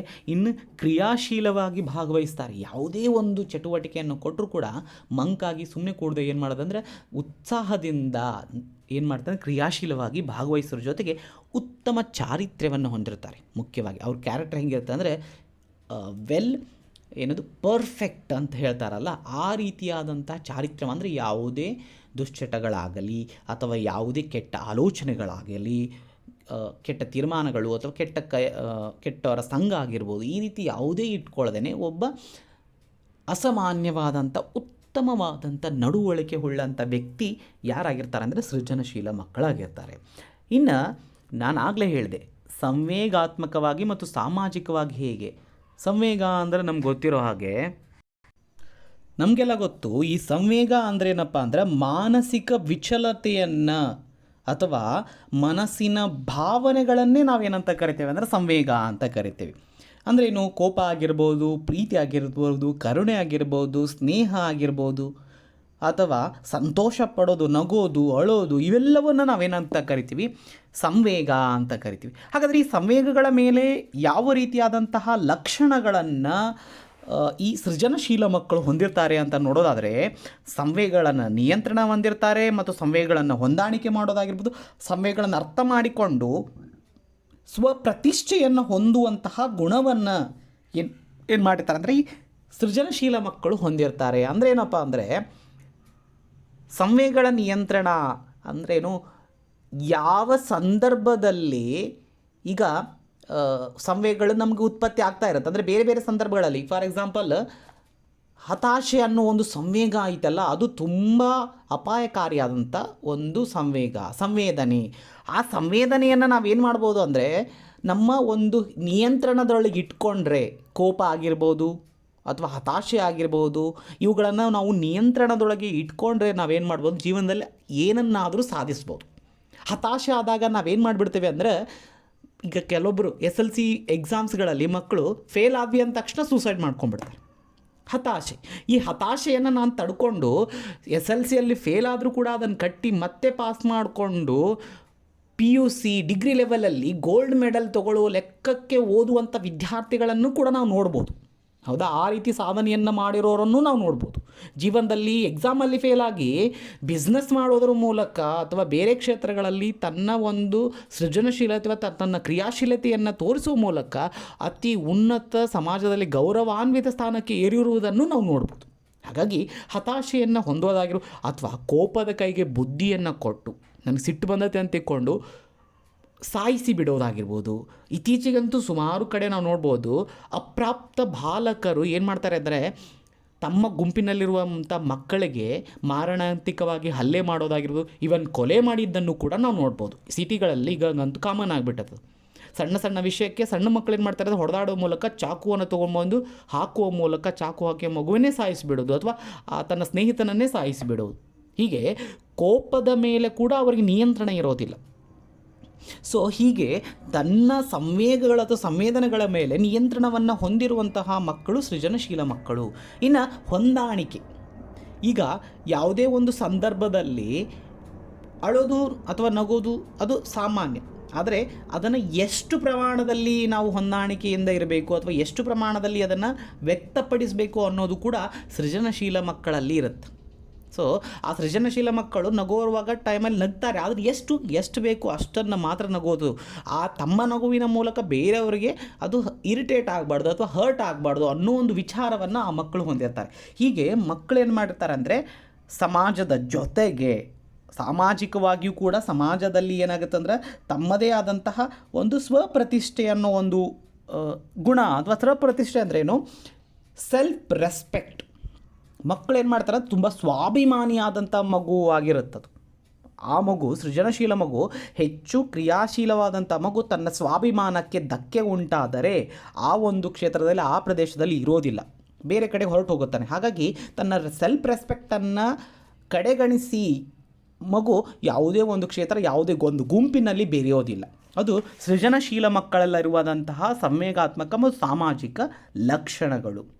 ಇನ್ನು ನಾನು ಆಗಲೇ ಹೇಳಿದೆ, ಪ್ರತಿಭಾವಂತ ಮಕ್ಕಳಿದ್ದಾರೆ ಅಥವಾ ಸೃಜನಶೀಲ ಮಕ್ಕಳಿದ್ದಾರೆ ಅಂತ, ಇಷ್ಟೆಲ್ಲ ಗುಣಗಳನ್ನು ಹೊಂದಿದಂಥ ಈ ಸೃಜನಶೀಲ ಹೊಂದಿದಂಥ ಅಥವಾ ಪ್ರತಿಭಾನ್ವಿತ ಮೇಧಾವಿ ಮಕ್ಕಳನ್ನು ಯಾವ ರೀತಿಯಾದಂಥ ಒಂದು ಶಿಕ್ಷಣವನ್ನು ನೀಡಬೇಕು ಮತ್ತು ಅವರಿಗೆ ಯಾವ ರೀತಿಯಾದಂತಹ ಒಂದು ಶೈಕ್ಷಣಿಕ ಯೋಜನೆಗಳನ್ನು ತರಬೇಕು ಅಂತ ನೋಡೋದಾದರೆ, ಯಾಕಂದರೆ ಸಾಮಾನ್ಯ ಮಕ್ಕಳಷ್ಟೇ ರೀತಿಯಾದಂಥ ಶಿಕ್ಷಣವನ್ನು ಈ ಮಕ್ಕಳಿಗೂ ನೀಡಿದರೆ ಅವ್ರಿಗೇನಾಗಿಬಿಡುತ್ತೆ ಅಂದ್ರೆ ಇದೊಂದು ನಿರಾಸಕ್ತಿದಾಯಕವಾದಂಥ ಶಿಕ್ಷಣ ಆಗಿಬಿಡುತ್ತೆ. ಯಾಕಂದರೆ ಗೊತ್ತಿರೋ ವಿಷಯವನ್ನೇ ಮತ್ತೆ ಹೇಳೋಕ್ಕೆ ಹೋಗ್ಬಿಟ್ರೆ ಅಥವಾ ಆ ವಿಷಯ ಅದು ಅರ್ಥ ಆಗಿರುವಂಥ ಮಗುವಿಗೆ ನೀನು ಹಿಂಗಲ್ಲ ಹಂಗಂತ ಮತ್ತೆ ನೀಟಾಗಿ ಹೇಳೋಕ್ಕೆ ಹೋದರೆ ಆ ಮಗುಗೆ ಏನಾಗ್ಬಿಡುತ್ತೆ ಅಂದ್ರೆ ಅದು ತುಂಬ ಬೋರಿಂಗ್ ಅನಿಸ್ಲಿಕ್ಕೆ. ಸೊ ಹಾಗಾಗಿ ಅಂತಹ ಮಕ್ಕಳಿಗೆ ಯಾವ ರೀತಿಯಾದಂತಹ ಒಂದು ಕಾರ್ಯಚಟುವಟಿಕೆಗಳನ್ನು ಮಾಡಬೇಕು ಅಂದರೆ ವೇಗವರ್ಧನೆ, ಮುಖ್ಯವಾಗಿ ವೇಗವರ್ಧನೆ ಅಂದರೆ ಏನಪ್ಪ ಅಂದರೆ ಆ ಮಗು, ಈಗ ಒಂದು ಮಗು ಏನಾಗಿರುತ್ತೆ ಅಂದರೆ 10ನೇ ತರಗತಿಯಲ್ಲಿರುವ 8ನೇ ತರಗತಿಯಲ್ಲಿರುವಂಥ ಮಗು 9ನೇ ತರಗತಿಯಲ್ಲಿರುವಂತಹ ಎಲ್ಲ ಲೆಕ್ಕಗಳನ್ನು, ಎಲ್ಲ ವಿಷಯಗಳನ್ನು ಅರ್ಥೈಸಿಕೊಳ್ಳೋ ಸಾಮರ್ಥ್ಯವನ್ನು ಮತ್ತು ಅದನ್ನು ಬಗೆಹರಿಸುವ ಸಾಮರ್ಥ್ಯವನ್ನು ಹೊಂದಿದರೆ ಅಂತಹ ಮಗುಗಳಿಗೆ ನಾವು ಏನು ಮಾಡ್ಬೋದು ಅಂದರೆ ಸೀದಾ 8ನೇ ತರಗತಿಯಿಂದ ಸೀದಾ ನಾವು ಏನು ಮಾಡ್ಬೋದು 9ನೇ ತರಗತಿಗೆ ಅದನ್ನು ಪ್ರಮೋಟ್ ಮಾಡ್ಬೋದು. ಇದನ್ನೇ ಏನಂತ ಕರೀತಾರೆ ಅಂದರೆ ವೇಗವರ್ಧನೆ ಅಂತ ಕರೀತಾರೆ. ಸೊ ಹಾಗಾಗಿ ಇದನ್ನು ಎಲ್ಲ ರೀತಿಯಾಗಿ ಮಾಡೋಕ್ಕಾಗಲ್ಲ. ಅಂದರೆ ಇದು ಒಂದು ಪರೀಕ್ಷೆಗೆ ಒಳಪಡಿಸಿ ಅವನು ಹೌದು ಸೃಜನಶೀಲ ಮಗು ಅಂತ ದೃಢಪಟ್ಟಾಗ ಮಾತ್ರ ನಾವು ಇದನ್ನು ಪ್ರೊಸೀಜರ್ ಮೂಲಕ ಏನು ಮಾಡ್ದೆ ಆ ಮಗುವನ್ನು ಎತ್ತಿ ಮತ್ತೊಂದು ತರಗತಿಗೆ ಹಾಕ್ಬೋದು. ನಾವು ನೋಡಿರ್ಬೋದು ಕೆಲವೊಂದು ಮಕ್ಕಳು ಕಡಿಮೆ ಏಜ್ನಲ್ಲಿ ಸ್ನಾತಕೋತ್ತರ ಪದವಿಯನ್ನು ಪಡೆದ್ರು ಅನ್ನೋದನ್ನು ನೋಡಿರ್ಬೋದು. ಯಾಕಂದರೆ ಅಂತಹ ಮಕ್ಕಳು ಹೆಚ್ಚು ಕ್ರಿಯೇಟಿವ್ ಆಗಿ ಮತ್ತು ಹೆಚ್ಚು ಮುಂದುವರೆದಂತಹ ಬೌದ್ಧಿಕ ಸಾಮರ್ಥ್ಯವನ್ನು ಹೊಂದಿರ್ತಾರೆ. ಹಾಗಾಗಿ ಅವ್ರಿಗೇನಾಗಿರುತ್ತೆ ಅಂದರೆ ಆ ಒಂದು ನೆಕ್ಸ್ಟ್ ಲೆವೆಲ್ಗೆ, ಅಂದರೆ ತಮ್ಮ ಒಂದು ದೈಹಿಕ ವಯಸ್ಸಿಗಿಂತ ಹೆಚ್ಚಿರುವಂತಹ ವಿದ್ಯಾರ್ಥಿಗಳ ಶಿಕ್ಷಣ ಕ್ರಮಗಳು ಈಸಿಯಾಗಿ ಅರ್ಥ ಆಗೋದ್ರಿಂದ ಅವ್ರು ಏನು ಮಾಡ್ತಾರೆ ಅಂದರೆ ಬೇಗ ಅದನ್ನು ಅರ್ಥ ಮಾಡಿಕೊಂಡು ಆ ಒಂದು ವಿಷಯದ ಮೇಲೆ ಹಿಡಿತವನ್ನು ಸಾಧಿಸ್ತಾರೆ. ಅಂತಹ ಮಕ್ಕಳಿಗೆ ನಾವು ಬೇರೆ ಅಂದರೆ ಮುಂದಿನ ತರಗತಿಗಳಿಗೆ, ಈಗಿರುವಂಥ ತರಗತಿಗಿಂತ ಮುಂದಿನ ತರಗತಿಗೆ ಬೇಗ ನಾವು ಪ್ರಮೋಟ್ ಮಾಡೋದಕ್ಕೆ ನಾವೇನಂತ ಕರಿತೀವಿ, ವೇಗವರ್ಧನೆ ಅಂತ ಕರಿತೀವಿ. ಇದನ್ನು ಸಂಪನ್ಮೂಲ ಕಾರ್ಯಕ್ರಮ ಅಂತ ಕೂಡ ಕರೀತಾರೆ. ಅಂದರೆ ಸಂಪನ್ಮೂಲ ಕಾರ್ಯಕ್ರಮ ಅಂದರೆ ಶಿಕ್ಷಣ ಅನ್ನೋದು ಕೇವಲ ಒಂದು ಪಠ್ಯ ಕೇಂದ್ರಿತವಾಗಿರದೆ ಚಟುವಟಿಕೆ ಕೇಂದ್ರಿತವಾಗಿ ಮತ್ತು ವಿದ್ಯಾರ್ಥಿ ಕೇಂದ್ರಿತವಾಗಿರುವಂಥ ಶಿಕ್ಷಣವನ್ನು ಕೊಡೋದು. ಸ್ಪೆಷಲಿ ಇಂಥ ಸೃಜನಶೀಲ ಮಕ್ಕಳಿಗೆ ಚಟುವಟಿಕೆಗಳನ್ನು ಹೆಚ್ಚಾಗಿ ಬಯಸ್ತಾ ಇರ್ತಾರೆ. ಹಾಗಾಗಿ ಅಂತಹ ಮಕ್ಕಳ ಪ್ರಯೋಗಗಳನ್ನು ಮಾಡೋದಾಗಿರ್ಬೋದು, ಯೋಜನೆಗಳನ್ನು ಕ್ರಿಯಾ ಯೋಜನೆಗಳನ್ನು ಕೊಡೋದಾಗಿರ್ಬೋದು. ಸೊ ಇಂಥ ಕ್ರಿಯೇಟಿವಿಟಿ ಆದಂಥ ಆಟಗಳನ್ನು ಆಡಿಸೋದಾಗಿರ್ಬೋದು, ಎಲ್ಲವನ್ನು ಮಾಡುವ ಮೂಲಕ, ಕ್ರಿಯೆಗಳ ಮೂಲಕ ನಾವು ಮಕ್ಕಳಿಗೆ ಒಂದು ಶಿಕ್ಷಣವನ್ನು ನೀಡುವಂಥ ಕೆಲಸವನ್ನು ಮಾಡಬೇಕು. ಇನ್ನು ಪ್ರತ್ಯೇಕ ಗುಂಪು, ಇದು ಕೂಡ ಕೆಲವೊಂದು ಸಾರಿ ಏನಾಗುತ್ತೆ ಅಂದರೆ ಸೃಜನಶೀಲ ಮಕ್ಕಳಿಗೆ ತುಂಬ ಉಪಯುಕ್ತ ಆಗಿಬಿಡುತ್ತೆ. ಎಲ್ಲ ಸಾಮಾನ್ಯ ಮಕ್ಕಳೊಂದಿಗೆ ಕೂಡಿಸಿ ಸಾಮಾನ್ಯವಾದಂಥ ವಿಷಯವನ್ನು ನಾವು ಬೋಧಿಸ್ತಾ ಹೋದರೆ ಆ ಮಕ್ಕಳಿಗೆ ನಾನು ಆಗಲೇ ಹೇಳಿದಂತೆ ಬೋರಿಂಗ್ ಅನ್ಸೋಕ್ಕೆ ಶುರುವಾಗುತ್ತೆ. ಹಾಗಂತ ನಾನು ಸೃಜನಶೀಲ ಮಕ್ಕಳಿಗೆ ಏನು ಮಾಡೋದು, ನೆಕ್ಸ್ಟ್ ಲೆವೆಲ್ಗಿರುವಂಥ ಪಾಠವನ್ನು ಹೇಳಕ್ಕೆ ಹೋದ್ರೆ ಉಳಿದಿದ್ದ ಮಕ್ಕಳಿಗೆ ಸಾಮಾನ್ಯ ಮಕ್ಕಳಿಗೆ ಅಥವಾ ಮಂದಗತಿಯಲ್ಲಿ ಅಥವಾ ನಿಧಾನಗತಿಯಲ್ಲಿ ಕಲಿಯುವಂಥ ಮಕ್ಕಳಿಗೆ ಏನಾಗ್ಬಿಡುತ್ತೆ ಅಂದರೆ ಅದು ಕ್ಲಿಷ್ಟ ಆಗಕ್ಕೆ ಶುರು ಆಗುತ್ತೆ. ಹಾಗಾಗಿ ಎರಡೂ ಮಕ್ಕಳನ್ನು ಸಮನ್ವಯವಾಗಿ ನೋಡ್ಕೊಂಡು ಹೋಗ್ಲಿಕ್ಕೆ ಕಷ್ಟ ಆದಾಗ ನಾವೇನು ಮಾಡಬೇಕಂದ್ರೆ ಅವ್ರನ್ನ ಪ್ರತ್ಯೇಕ ಗುಂಪುಗಳನ್ನು ಮಾಡುವ ಮೂಲಕ ನಾವು ಆ ಮಕ್ಕಳಿಗೆ ಒಂದು ಉತ್ತಮವಾದಂಥ ಶೈಕ್ಷಣಿಕ ವಾತಾವರಣವನ್ನು ಕಲ್ಪಿಸಿಕೊಡುವ ಮೂಲಕ ಅವರ ಶಿಕ್ಷಣದ ಪ್ರಗತಿಗೆ ನಾವೇನು ಮಾಡ್ಬೋದು ಅಂದರೆ ಅವರನ್ನು ಕರೆದುಕೊಂಡು ಹೋಗ್ಬೋದು. ಹಾಗಾಗಿ ಪ್ರತ್ಯೇಕ ಗುಂಪು ಮಾಡೋದಾಗಿರ್ಬೋದು ಮತ್ತು ವೇಗವರ್ಧನೆ ಮತ್ತು ಸಂಪನ್ಮೂಲ ಕಾರ್ಯಕ್ರಮಗಳ ಮೂಲಕ, ಸ್ಪೆಷಲಿ ಈಗೀಗಂತೂ ರಾಷ್ಟ್ರೀಯ ಪ್ರತಿಭಾನ್ವೇಷಣೆ ಪರೀಕ್ಷೆಗಳು ಈಗ ಮುಖ್ಯವಾಗಿ ನಾವು ನೋಡ್ಬೋದು. ಅಂದರೆ ಒಬ್ಬ ವ್ಯಕ್ತಿಯ ಪ್ರತಿಭೆಯನ್ನು ಹೊರಗೆಳೆಯಲು ಅನೇಕ ಪ್ರಯೋಗಗಳನ್ನು ಮಾಡೋದನ್ನು ನಾವು ನೋಡ್ಬೋದು. ಅಂದರೆ ಪ್ರಯೋಗಾತ್ಮಕವಾದಂಥ ಪರೀಕ್ಷೆಗಳನ್ನು ಇಡೋದ್ರ ಮೂಲಕ ಅವರಲ್ಲಿರುವಂಥ ಸೃಜನಶೀಲತೆಯನ್ನು ಎಲ್ಲರ ಮುಂದೆ ಪ್ರದರ್ಶನಕ್ಕೊಳಪಡಿಸಿ ಅವರಿಗೆ ಪ್ರಶಂಸನೀಯವಾಗಿ ಪ್ರಶಸ್ತಿಗಳನ್ನು ನೀಡುವುದರ ಮೂಲಕ ಅವರ ಒಂದು ಸೃಜನಶೀಲತೆ ಅಥವಾ ಪ್ರತಿಭೆಗೆ ನಾವು ಒಂದು ಪೌಷ್ಟಿಕವಾದಂತಹ ವಾತಾವರಣವನ್ನು ನೀಡಬಹುದು. ಅಂತಹ ಒಂದಿಷ್ಟು ಕಾರ್ಯಕ್ರಮಗಳನ್ನು ಮಾಡುವುದರ ಮೂಲಕ ಅವರಿಗೆ ಹೆಚ್ಚು ಕ್ರಿಯಾತ್ಮಕವಾದ ಚಟುವಟಿಕೆಗಳನ್ನು ನೀಡೋದ್ರ ಮೂಲಕ ಮತ್ತು ಅವರ ಯಾವುದೇ ಪ್ರಶ್ನೆಗಳನ್ನು ಶಿಕ್ಷಕರಾಗಲಿ ಅಥವಾ ಪೋಷಕರಾಗಲಿ ಎಲ್ಲರೂ ಏನು ಮಾಡಬೇಕು, ಗಮನ ವಹಿಸಿ ಅವರ ಪ್ರಶ್ನೆಗಳಿಗೆ ಸಮರ್ಪಕವಾದಂಥ ಉತ್ತರವನ್ನು ನೀಡಬೇಕು, ಉತ್ತಮವಾದಂಥ ಕಲಿಕಾ ವಾತಾವರಣವನ್ನು ಕಲ್ಪಿಸಬೇಕು ಮತ್ತು ಅವರ ಒಂದು ಸೃಜನಶೀಲತೆ ಹೊಂದಿರುವಂಥ ಕ್ಷೇತ್ರಗಳಿಗೆ ಪ್ರೋತ್ಸಾಹವನ್ನು ನೀಡಬೇಕು. ಹೀಗೆ ಮಾಡುವ ಮೂಲಕ ಅವರ ಪ್ರತಿಭೆಯನ್ನು, ಅವರ ಸೃಜನಶೀಲತೆಯನ್ನು ಬೆಳೆಸಲಿಕ್ಕೆ ಸಾಧ್ಯ. ನಾನು ಆಗಲೇ ಹೇಳಿದೆ, ಕೆಲವೊಂದಿಷ್ಟು ಪ್ರತಿಭಾನ್ವಿತ ಮಕ್ಕಳಲ್ಲಿ ನಾವೇನು ಮಾಡ್ಬೋದಂತ ಈಗೀಗ ಕೆಲವೊಂದಿಷ್ಟು ಅಂಶಗಳು ಅಂದರೆ ವರ್ತನೆಯಲ್ಲಿ ಸಮಸ್ಯೆಗಳನ್ನು ನಾವು ನೋಡ್ಬೋದು. ಏನು? ಅಸ್ಥಿರತೆ ಮನೋಧೋರಣೆ ಅಥವಾ ಅಸ್ಥಿರ ಮನಸ್ಸು ಅಂತ ಹೇಳಿ. ಅಸ್ಥಿರ ಮನಸ್ಸು ಅಂದರೆ ಏನಪ್ಪ ಅಂದ್ರೆ ಆ ಮಗುವನ್ನು ನಾವು ಈಗ ಸಾಮಾನ್ಯ ಮಕ್ಕಳೊಂದಿಗೆ ಆ ಮಗುವನ್ನು ಕೂಡಿಸ್ಕೊಂಡು ನಾನು ಪಾಠ ಮಾಡ್ತಾ ಇರಬೇಕಾದ್ರೆ ಆ ಮಗು ಹೆಚ್ಚು ಕ್ರಿಯೇಟಿವಿಟಿ ಆಗಿರೋದ್ರಿಂದ ಆ ಮಗುಗೆ ನಾ ಹೇಳುವಂಥ ಸಬ್ಜೆಕ್ಟ್ ಅಥವಾ ನಾ ಹೇಳುವಂಥ ಟಾಪಿಕ್ ಮೊದಲೇ ತಿಳಿದ್ರಿಂದ ಆ ಮಗು ಆ ಒಂದು ಟಾಪಿಕ್ನಲ್ಲಿ ಹೆಚ್ಚು ಕ್ರಿಯಾಶೀಲಕವಾಗಿ ಅಥವಾ ಆ ಬೋಧನಾ ಪ್ರಕ್ರಿಯೆಯಲ್ಲಿ ಹೆಚ್ಚು ಕ್ರಿಯಾತ್ಮಕವಾಗಿ ಭಾಗವಹಿಸಲ್ಲ. ಆವಾಗ ಏನಾಗ್ಬಿಡುತ್ತೆ ಅಂದರೆ ಮಗು ತನ್ನ ಪಾಡಿ ತಾನೇನೋ ಬೇರೆ ಏನೋ ಮಾಡ್ಕೊಂಡು ಕೊಡುತ್ತೆ. ಅಥವಾ ಬೇರೆ ಒಂದು ಟಾಪಿಕ್ನ ಅಥವಾ ನಾನು ವಿಜ್ಞಾನ ಪಾಠ ಮಾಡ್ತಾ ಇರ್ತೇನೆ, ಅವನು ಏನು ಮಾಡ್ತಿರ್ತಾನಂದರೆ, ಅಥವಾ ನಾನು ಇತಿಹಾಸ ಪಾಠ ಮಾಡ್ತಿರ್ತೇನೆ, ಅವನು ಗಣಿತದ ಪುಸ್ತಕದಲ್ಲಿರುವಂಥ ಲೆಕ್ಕಗಳನ್ನು ಬಿಡಿಸ್ಕೊಂಡು ಕುಂತ್ಬಿಡ್ತಾರೆ. ಹೀಗೆ ಮಗು ಮನಸ್ಸು ಏನಾಗಿರುತ್ತಂದ್ರೆ ಸ್ಥಿರವಾಗಿರಲ್ಲ. ಏನಾಗ್ಬಿಡುತ್ತೆ, ನೀನು ಅದನ್ನು ಹಾಗೆ ಅಥವಾ ಅಲಕ್ಷ್ಯ ಧೋರಣೆಯನ್ನು ಮಾಡಿದರೆ, ನೀನು ಆ ಮಗುನ ಏನೋ ಮಾಡತ್ತಾನ ಹಾಳಾಗೋಲ್ಬಿಡೋನು ಅಂತ ನೀನು ಅವ್ನ ಪಾಡಿಗೆ ಬಿಟ್ಟು ಉಳಿದ ಮಕ್ಕಳ ಕಡೆ ಲಕ್ಷ್ಯ ಕೊಟ್ಟರೆ ಆ ಮಗು ಅದನ್ನೇ ರೂಢಿ ಮಾಡಿಕೊಂಡು ಯಾವುದೇ ಒಂದು ಕ್ಷೇತ್ರದಲ್ಲಿ ಅಥವಾ ಯಾವುದೇ ಒಂದು ಕಾರ್ಯದಲ್ಲಿ ತನ್ನ ಮನಸ್ಸನ್ನು ಕೇಂದ್ರೀಕರಿಸ್ಕೊಂಡು ಅದನ್ನು ಮಾಡೋದ್ರ ಏನು ಮನಸ್ಸನ್ನು ಹೊಂದಿರೋದಿಲ್ಲ. ಅದೇನು ಮಾಡುತ್ತಂದರೆ ಮೈಂಡ್ ಫ್ಲಕ್ಚುಯೇಷನ್ ಆಗುವ ಒಂದು ಸಮಸ್ಯೆಯನ್ನು ಎದುರಿಸುವಂಥ ಸಂದರ್ಭ ಸೃಷ್ಟಿಯಾಗುತ್ತೆ. ಇನ್ನು ಏಕಾಂಗಿತನ, ಯಾಕಂದರೆ ಒಂದು ಗುಂಪಿನಲ್ಲಿ ನಾವು ಏನು ಮಾಡ್ಬೋದಂದ್ರೆ ಆ ಮಗುವಿಗೆ ಸೂಕ್ತವಾದಂಥ ಲಕ್ಷ್ಯವನ್ನು ಕೊಡದೇ ಇದ್ದರೆ ಅಥವಾ ಆ ಮಗುವಿಗೆ ಸೂಕ್ತವಾದಂಥ ಗಮನವನ್ನು ನೀಡದೇ ಇದ್ದರೆ ಆ ಮಗು ಏನಾಗಿಬಿಡುತ್ತೆ ಅಂದರೆ ಕೊನೆಗೆ ಏಕಾಂಗಿ ಆಗಿಬಿಡುತ್ತೆ. ಹೆಂಗಪ್ಪ ಅಂದರೆ ಈಗ ಅವರು ಶಿಕ್ಷಕರಿಂದನೂ ಆಗಿರ್ಬೋದು ಅಥವಾ ತನ್ನ ಸಹಪಾಠಿಗಳಿಂದನೂ ಕೂಡ ಆಗಿರ್ಬೋದು. ಸಹಪಾಠಿಗಳ ಗುಂಪು ಹೆಂಗಿರುತ್ತಪ್ಪ ಅಂದರೆ ಇವನೇನು ಬಿಡೋ ಎಲ್ಲ ಶಾಣೆ ಅದಾನ, ಶಾಣ್ಯಾರು ಕೂಡ ಏನು ಅಥವಾ ಅಂತ ಅವನ್ನ ಕಡೆಗಣಿಸೋದಾಗಿರ್ಬೋದು.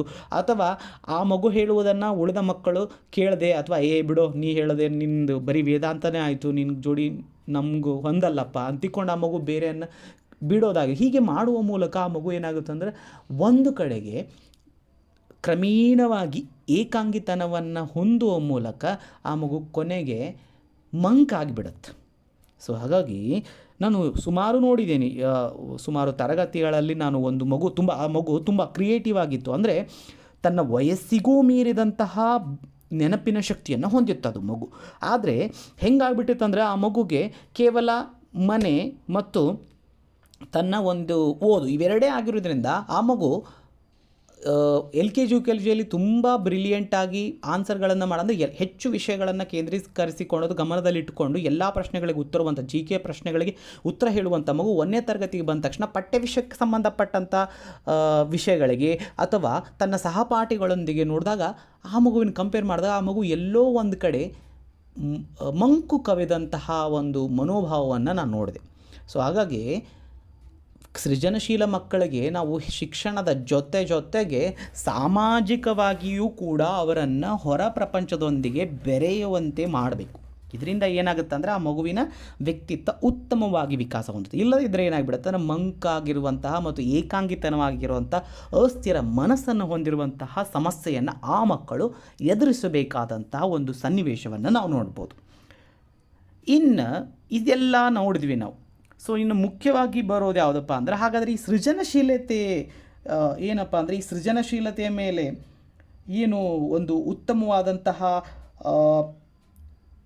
ಏನು ಈ ಸೃಜನಶೀಲತೆಯ ಬಗ್ಗೆ, ಈ ಸೃಜನಶೀಲತೆಯ ಮೇಲೆ ಪ್ರಭಾವ ಬೀರುವಂಥ ಅಂಶಗಳು ಯಾವ್ಯಾವು ಅಂತ ನೋಡೋದಾದರೆ, ನಾನು ಆಗಲೇ ಹೇಳಿದ ಹಾಗೆ ಅದರ ಲಕ್ಷಣಗಳನ್ನೇ ನೋಡ್ತಾ ಬಂದ್ವಲ್ಲ, ಆ ಲಕ್ಷಣಗಳನ್ನೇ ನಾವು ಏನು ಮಾಡ್ಬೋದು ಅಂದ್ರೆ ಪ್ರಭಾವಗಳು ಬೀರುವಂಥ ಅಂಶಗಳು ಅಂತ ನೋಡ್ಬೋದು. ಹೇಗೆ ಜ್ಞಾನಾತ್ಮಕವಾಗಿ ಅಂಶಗಳು ಅನ್ನೋದಾದರೆ, ಅದರಲ್ಲಿ ನಾವು ಆಗಲೇ ನೋಡಿದ ಹಾಗೆ ಜ್ಞಾನಾತ್ಮಕ ಅಂಶಗಳು ಅಂತ ನೋಡಿದ್ವಿ. ಏನು ಬೌದ್ಧಿಕ ಅಂಶಗಳು ಯಾವ್ಯಾವ ಹೇಳಿ, ಬಹುಮುಖ ಚಿಂತನೆ ಆಗಿರ್ಬೋದು, ಕಲ್ಪನಾಶಕ್ತಿ ಉತ್ತಮವಾಗಿರೋದಾಗಿರ್ಬೋದು, ನಿರರ್ಗಳತೆ ಆಗಿರ್ಬೋದು, ಸ್ವಂತಿಕೆ ಆಗಿರ್ಬೋದು, ಬಹುಮುಖ ಚಿಂತನೆ ಮತ್ತು ವಿಸ್ತೃತಗೊಳಿಸುವಿಕೆ ಮತ್ತು ನಮ್ಯತೆ ಅಂದ್ರೇನು, ಹೊಸದು.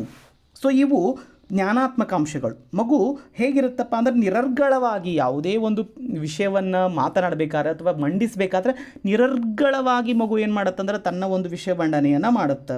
ಇನ್ನು ಆ ಒಂದು ವಿಷಯ ಮಂಡನೆ ಅಥವಾ ಆ ಒಂದು ಪ್ರಯೋಗ ಅಥವಾ ಆ ಒಂದು ಸಿದ್ಧಾಂತ ಅಥವಾ ಆ ಒಂದು ವಿಚಾರಗಳಲ್ಲಿ ಏನಾಗಿರುತ್ತೆ ಅಂದರೆ ತನ್ನದೇ ಆದಂಥ ಸ್ವಂತಿಕೆ ಇರುತ್ತೆ. ನಾನು ಆಗಲೇ ಹೇಳಿದಾಗೆ ಸ್ವಂತಿಕೆ ಅನ್ನೋದು ನಮ್ಯತೆಯಿಂದ ಕೂಡಿರುತ್ತೆ. ನಮ್ಯತೆ ಅಂದರೆ ಹೊಸದಾಗಿರುತ್ತೆ, ಯಾರ್ದೋ ಒಂದು ಕಾಪಿ ಮಾಡ್ಕೊಂಡು ಹೇಳಲ್ಲ ಅದು ವಿಚಾರವನ್ನು. ಸೊ ಹೀಗೆ ಸೃಜನಶೀಲ ಮಕ್ಕಳಲ್ಲಿ ಜ್ಞಾನಾತ್ಮಕವಾಗಿ ಇವೆಲ್ಲವೂ, ಸ್ವಂತಿಕೆ ಆಗಿರ್ಬೋದು, ಬಹುಮುಖ ಚಿಂತನೆ ಆಗಿರ್ಬೋದು, ನಿರರ್ಗಳತೆ ಆಗಿರ್ಬೋದು, ಇವೆಲ್ಲವೂ ಏನು ಮಾಡುತ್ತಂದ್ರೆ ಜ್ಞಾನಾತ್ಮಕವಾದಂಥ ಅಂಶಗಳು, ಯಾವುದರ ಮೇಲೆ, ಸೃಜನಶೀಲತೆಯ ಮೇಲೆ ಪ್ರಭಾವ ಬೀರುವಂಥ ಅಂಶಗಳು. ಇನ್ನು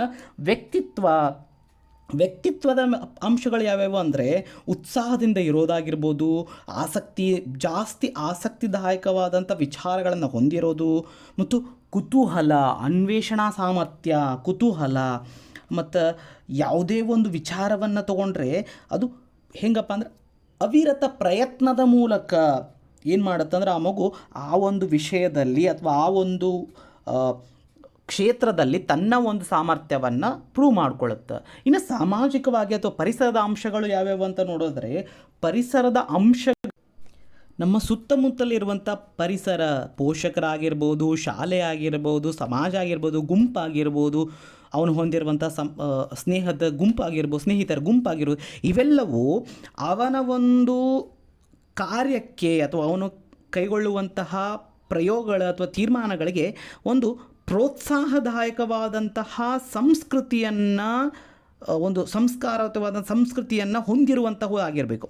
ಇಲ್ಲ ಅಂದರೆ ಏನಾಗುತ್ತೆ ಅಂದರೆ ಅದು ತಡೆಯನ್ನು ಒಡ್ಡುವಂತಹ ಅಥವಾ ಅವನ ಸೃಜನಶೀಲತೆಗೆ ಒಂದು ಕಡಿವಾಣ ಹಾಕುವಂತಹ ಒಂದು ಅಂಶ ಏನಾದರೂ ಆ ಪರಿಸರದಲ್ಲಿ ಇತ್ತಪ್ಪ ಅಂದರೆ ಆ ಮಗುವಿನ ಸೃಜನಾತ್ಮಕ ಗುಣ ಏನಾಗಲ್ಲ ಅಂದರೆ ಬೆಳಲಿಕ್ಕೆ ಸಾಧ್ಯ ಇಲ್ಲ. ಹಾಗಾಗಿ ನಾವು ಒಬ್ಬ ಸಮಾಜದಲ್ಲಿ ಸೃಜನಾತ್ಮಕ ಮಗುವನ್ನು ಬೆಳೆಸಬೇಕು ಅಥವಾ ಸೃಜನಾತ್ಮಕವಾಗಿ ಆ ಮಗುವನ್ನು ನಿರ್ಮಾಣ ಮಾಡಬೇಕಂದ್ರೆ ನಮ್ಮ ಸುತ್ತಮುತ್ತಲಿನ ಪರಿಸರವು ಕೂಡ ಅದಕ್ಕೆ ಪೂರಕವಾಗಿರಬೇಕು ಅಂತ ಹೇಳ್ತಾರೆ. ಸೊ ಹೀಗೆ ಸೃಜನಶೀಲತೆ ಮೇಲೆ ಜ್ಞಾನಾತ್ಮಕವಾಗಿರ್ಬೋದು ಮತ್ತು ವ್ಯಕ್ತಿಗತ ಆಗಿರ್ಬೋದು ಮತ್ತು ಪರಿಸರ ಆಗಿರ್ಬೋದು, ಇವೆಲ್ಲವೂ ಮುಖ್ಯವಾದಂಥ ಅಂಶಗಳು ಅಥವಾ ಲಕ್ಷಣಗಳನ್ನು ಅಥವಾ ಪ್ರಭಾವವನ್ನು ಬೀರುವ ಮೂಲಕ ಆ ಮಗುವನ್ನು ಸೃಜನಶೀಲ ಮಗುವನ್ನಾಗಿ ಮಾಡುತ್ತೆ. ಇನ್ನು ಸೃಜನಶೀಲ ಮಗುವಿನ ಲಕ್ಷಣಗಳು ಅಥವಾ ಸೃಜನಶೀಲತೆಯ ಲಕ್ಷಣಗಳು ಏನೇನು ಅಂತ ನೋಡೋದಾದರೆ, ಈ ಸೃಜನಶೀಲತೆಯ ಮೇಲೆ ಮೊದಲು ಪ್ರಯೋಗಗಳನ್ನು ಕೈಗೊಂಡಿರೋರು ಯಾರಪ್ಪ ಅಂದರೆ ಗಿಲ್ಬರ್ಟ್ ಅವರು. ಗಿಲ್ಬರ್ಟ್ ಎಂಬ ಮನೋವಿಜ್ಞಾನಿ ಏನು ಮಾಡಿದ್ರು ಅಂದರೆ ಸೃಜನಶೀಲತೆಯ ಮೇಲೆ ಮೊದಲಿಗೆ ಪ್ರಯೋಗಗಳನ್ನು ಕೈಗೊಂಡ್ರು. ಇವರ ಜೊತೆಗೆ ನಮಗೆ ಗೊತ್ತಿರೋ ಹಾಗೆ ಈ ಒಂದಿಷ್ಟು ಹಂತಗಳನ್ನಾಗಿ ಮಾಡಿಕೊಟ್ಲಿ ಸಹಾಯ ಮಾಡಿದವರು ಯಾರಪ್ಪ ಅಂದ್ರೆ GB ವಲ್ಲಾಸ್ ಅಥವಾ ಗ್ರಾಮ್ ವಿಲಾಸ್ ಅಂತ ಕೂಡ ಕರೀತಾರೆ. ಇವ್ರು ಏನು ಮಾಡಿದ್ರು ಅಂದರೆ ಈ ಸೃಜನಶೀಲತೆಯನ್ನು ಈ ರೀತಿಯಾಗಿ ಹಂತಗಳ ಮಾಡಿ ನಾವು ಕಲಿಬಹುದು ಅಂತ ನೋಡಿದ್ದಾರೆ.